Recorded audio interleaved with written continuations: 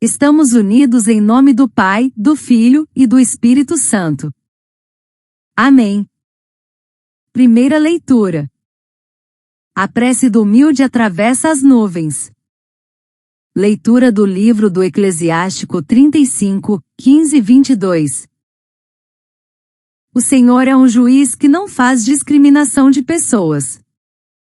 Ele não é parcial em prejuízo do pobre, mas escuta, sim, as súplicas dos oprimidos, jamais despreza a súplica do órfão, nem da viúva, quando desabafa suas mágoas. Quem serve a Deus como ele o quer, será bem acolhido, e suas súplicas subirão até as nuvens. A prece do humilde atravessa as nuvens, enquanto não chegar, não terá repouso, e não descansará, até que o Altíssimo intervenha, faça justiça aos justos, e execute o julgamento. Palavra do Senhor. Graças a Deus. Salmo responsorial. Salmo 33, 34. O pobre clama a Deus e ele escuta, o Senhor liberta a vida dos seus servos. Bendirei o Senhor Deus em todo o tempo, seu louvor estará sempre em minha boca. Minha alma se glória no Senhor, que ouçam os humildes e se alegrem. Mas ele volta o seu rosto contra os maus, para da terra apagar sua lembrança. Clamam os justos, e o Senhor bondoso escuta e de todas as angústias os liberta. Do coração atribulado ele está perto, e conforta os de espírito abatido. Mas o Senhor liberta a vida dos seus servos, e castigado não será quem nele espera. O pobre clama a Deus e ele escuta, o Senhor liberta a vida dos seus servos. Segunda leitura. Agora está reservada para mim a coroa da justiça. Leitura da segunda carta de São Paulo a Timóteo 4, 6, 18. Caríssimo, quanto a mim eu já estou para ser oferecido em sacrifício, aproxima-se o momento de minha partida. Combati o bom combate, completei a corrida, guardei a fé. Agora está reservada para mim a coroa da justiça que o Senhor, justo juiz, me dará naquele dia, e não somente a mim, mas também a todos que esperam com amor a sua manifestação gloriosa. Na minha primeira defesa ninguém me assistiu, todos me abandonaram. Oxalá que não lhe seja levado em conta. Mas o Senhor esteve a meu lado e me deu forças, ele fez com que a mensagem fosse anunciada por mim, integralmente e ouvida por todas as nações, e eu fui libertado da boca do leão. O Senhor me libertará de todo o mal, e me salvará para o seu reino celeste. A ele a glória pelos séculos dos séculos. Amém. Palavra do Senhor.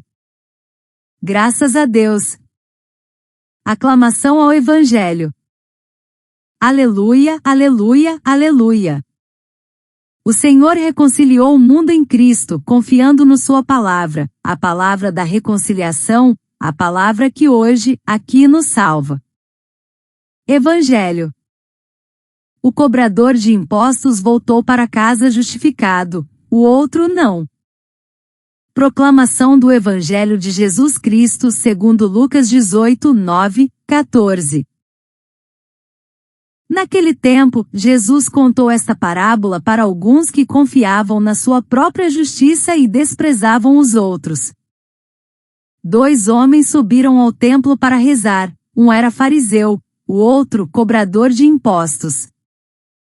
O fariseu, de pé, rezava assim em seu íntimo: ó Deus, eu te agradeço, porque não sou como os outros homens, ladrões, desonestos, adúlteros, nem como este cobrador de impostos. Eu jejuo 2 vezes por semana, e dou o dízimo de toda a minha renda. O cobrador de impostos, porém, ficou à distância e nem se atrevia a levantar os olhos para o céu, mas batia no peito dizendo: meu Deus, tem piedade de mim, que sou pecador. Eu vos digo, este último voltou para casa justificado, o outro não, pois quem se eleva será humilhado, e quem se humilha será elevado. Palavra da salvação. Glória a vós, Senhor. Reflexão.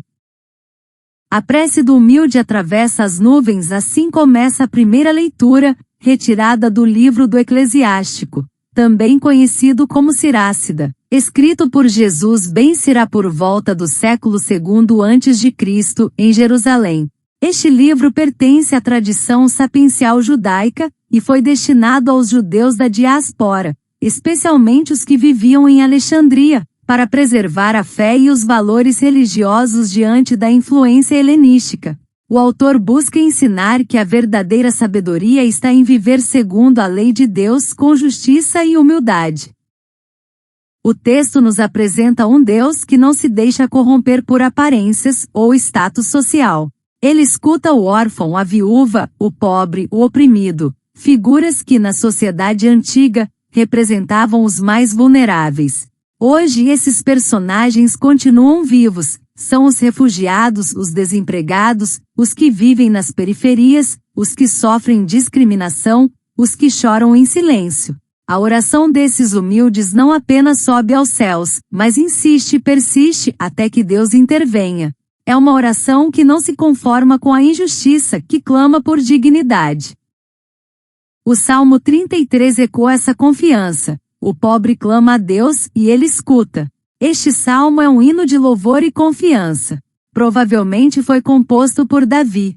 Celebra a fidelidade de Deus aos que o buscam com coração sincero.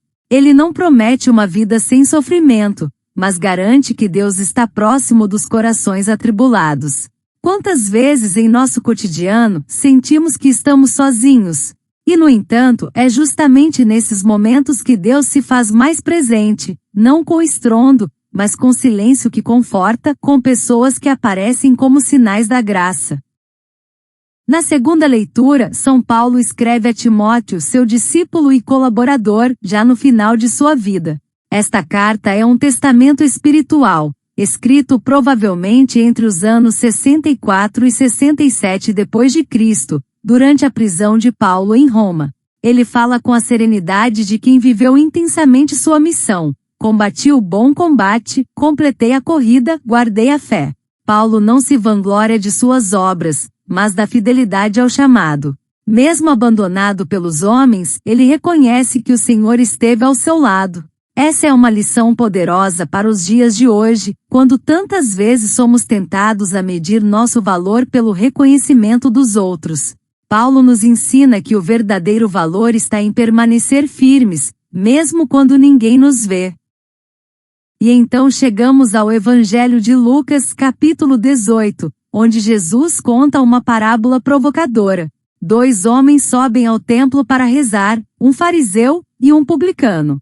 O fariseu representa a elite religiosa da época, zeloso da lei, mas também orgulhoso de sua própria justiça. O publicano, por outro lado, era visto como traidor, pois cobrava impostos para o Império Romano. No entanto, é este último que volta para casa justificado. Por quê? Porque ele reconhece sua pequenez. Porque sua oração não é uma exaltação de si mesmo, mas um clamor por misericórdia. Jesus, ao contar esta parábola, confronta diretamente os que se acham justos e desprezam os outros. É uma crítica ao legalismo religioso, à arrogância espiritual, à falsa piedade. E é também um convite à conversão. Deus não se impressiona com aparências, mas com corações quebrantados. Irmãos e irmãs, hoje, essa parábola nos interpela profundamente. Em um mundo marcado por divisões, julgamentos rápidos, redes sociais que promovem vaidades e comparações, somos chamados a olhar para dentro. Quem somos diante de Deus? Somos como o fariseu, que se compara e se exalta? Ou como o publicano, que se reconhece necessitado de graça? A oração verdadeira não é um discurso bonito, mas um encontro com a verdade. E a verdade muitas vezes nos humilha, não para nos destruir, mas para nos libertar. Quem se humilha será exaltado. Esta é a lógica do reino. O último será o primeiro, o pequeno será grande, o servo será senhor. A ação de Deus no mundo se revela justamente aí, na simplicidade, na humildade, na escuta dos que não têm voz. Ele age através de gestos pequenos, de pessoas comuns que, como Paulo, como publicano, como os pobres do Salmo, vivem com fé mesmo sem reconhecimento. Deus não está ausente. Ele está presente nos que clamam, nos que esperam, nos que lutam por justiça. Portanto, a liturgia de hoje nos conduz a uma experiência profunda do mistério divino. Deus é justo, mas sua justiça é misericordiosa. Ele não nos mede por nossas conquistas, mas por nossa capacidade de amar, de servir, de reconhecer nossa dependência dele. Somos convidados a assumir responsabilidades, como cristãos, como cidadãos, como irmãos. A oração do humilde não é apenas um pedido, é um compromisso com o reino. A humildade é o caminho de justificação diante de Deus. Não se trata de humilhação, mas de verdade. A humildade nos abre a graça, nos liberta da ilusão da autossuficiência, nos coloca em comunhão com os que sofrem. Que possamos, como publicano, bater no peito e dizer: meu Deus, tem piedade de mim que sou pecador. E que, como Paulo, possamos guardar a fé até o fim, confiando que o Senhor nos dará a coroa da justiça. Oremos. Senhor, Deus dos pequenos e dos esquecidos, dos que choram em silêncio e dos que não têm voz, a ti elevo minha oração. Não venho com méritos, mas com necessidade. Tu que escutas o órfão, acolhes a viúva e te inclinas ao pobre, vem também escutar este coração atribulado, que não se atreve a levantar os olhos, mas bate no peito e espera por ti. Ensina-me a rezar com verdade, não com palavras bonitas, mas com alma sincera. Que minha oração não seja vanglória, mas encontro, entrega e transformação. Ajuda-me a reconhecer que não sou melhor que ninguém, que minha justiça não está em ritos, mas em atitudes. Que o jejum que te agrada seja o da arrogância, e o dízimo que te honra seja o tempo dedicado ao outro. Dá-me coragem para combater o bom combate, não com armas, mas com gestos de paz. Que eu complete a corrida da vida com fidelidade, mesmo quando ninguém me veja, mesmo quando todos me abandonem. Que eu não me esconda atrás de aparências religiosas, mas me revele como sou, pecador, em busca de misericórdia. Senhor, que eu seja presença de consolo junto aos que sofrem nas filas dos hospitais, nos corredores das escolas públicas, nas calçadas onde dormem os sem-teto, nos lares onde falta pão e sobra angústia. Que minha fé não seja teoria, mas prática, no cuidado com os idosos esquecidos, na escuta dos jovens sem esperança, na defesa dos que não têm voz. Que eu aprenda a me humilhar não por medo, mas por amor, amor que reconhece o outro, que se curva diante da dor alheia, que se levanta para servir. Que minha oração atravesse as nuvens, não por força, mas por insistência. Que eu não descanse enquanto houver injustiça, enquanto houver fome, enquanto houver guerra. Que eu seja instrumento da tua reconciliação, ponte entre os que se odeiam, abraço entre os que se afastaram, palavra entre os que se calaram. Que eu não me acomode diante da dor do mundo, mas me levante com compaixão e compromisso. E quando vier o dia da partida, que eu possa dizer como Paulo: guardei a fé, combati o bom combate. Que a coroa da justiça não seja só minha, mas de todos os que esperam com amor a tua vinda. Que minha vida seja oração encarnada, testemunho vivo da tua presença no mundo. Amém. Ave Maria, cheia de graça, o Senhor é convosco, bendita sois vós entre as mulheres, bendito é o fruto do vosso ventre, Jesus. Santa Maria, Mãe de Deus, rogai por nós, pecadores, agora e na hora da nossa morte. Amém. Louvado seja nosso Senhor Jesus Cristo. Para sempre seja louvado. Continuamos unidos em nome do Pai, do Filho e do Espírito Santo. Amém.